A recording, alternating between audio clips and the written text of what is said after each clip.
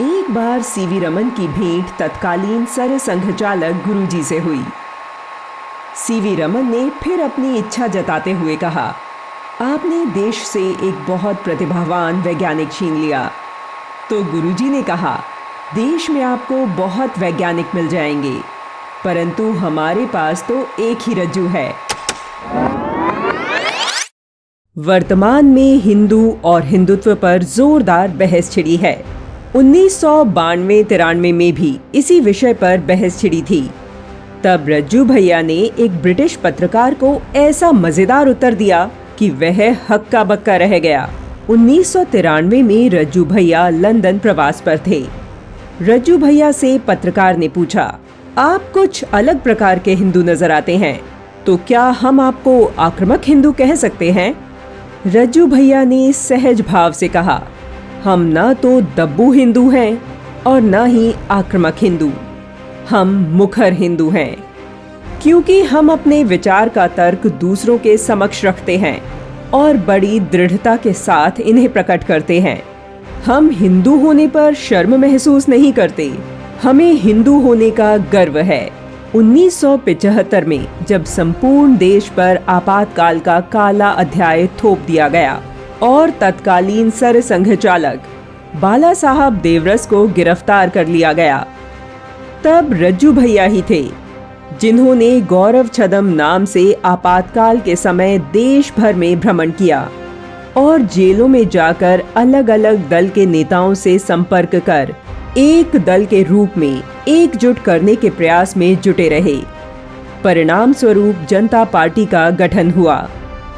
वैसे तो रज्जू भैया बुलंदशहर के बनैल गांव के निवासी थे, परंतु उनकी शिक्षा नैनीताल, रुड़की, उन्नाव और प्रयागराज में हुई। प्रयागराज में उनका संघ से परिचय हुआ। रज्जू भैया, जिनका पूरा नाम था डॉक्टर राजेंद्र कुमार। मेधावी राजेंद्र के सबसे बड़े प्रशंसक भारत रत्न और भौतिकी के नोबेल पुरस्कार विजेता सीवी रमन भी थे। सीवी रमन जब प्रैक्टिकल परीक्षा लेने प्रयागराज विश्वविद्यालय आए तो उनकी प्रतिभा के प्रशंसक हो गए।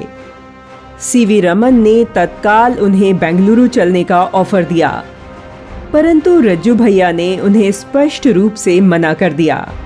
डॉक्टर भाभा ने भी तत्कालीन प्रधानमंत्री नेहरू से अनुमति लेकर उन्हें अपने साथ काम करने के लिए बुलावा भेजा, परंतु डॉक्टर भाभा भी असफल रहे। एक बार सीवी रमन की भेंट तत्कालीन सर संघचालक गुरुजी से हुई। सीवी रमन ने फिर अपनी इच्छा जताते हुए कहा, आपने देश से एक बहुत प्रतिभावान वैज्ञानिक छीन लिया। तो गुरुजी ने कहा, देश में आपको बहुत वैज्ञानिक मिल जाएंगे, परंतु हमारे पास तो एक ही रज्जू है। रज्जू भैया कुशल संगठनकर्ता तो थे ही, वे दूरदृष्टा भी थे। यही कारण है कि वे कहते थे, देश के स्वाभिमान पुरुषार्थ को जगाना आवश्यक है। उनके इसी विचार में आत्मनिर्भर भारत का सपना पल रहा था। विजन में देखते हैं कि दुनिया का सबसे श्रेष्ठ देश भी होगा, सबसे धनवान देश होने की आवश्यकता नहीं है, चरित्रवान होगा, प्रॉस्परस भी होगा और विश्व को इस झगड़े वाले, संघर्ष वाले रास्ते से हटाकर समन्वय के, प्रेम के, आसपास में मिलकर चलने के, भाईचारे के इस मार्ग पर चला सकेगा।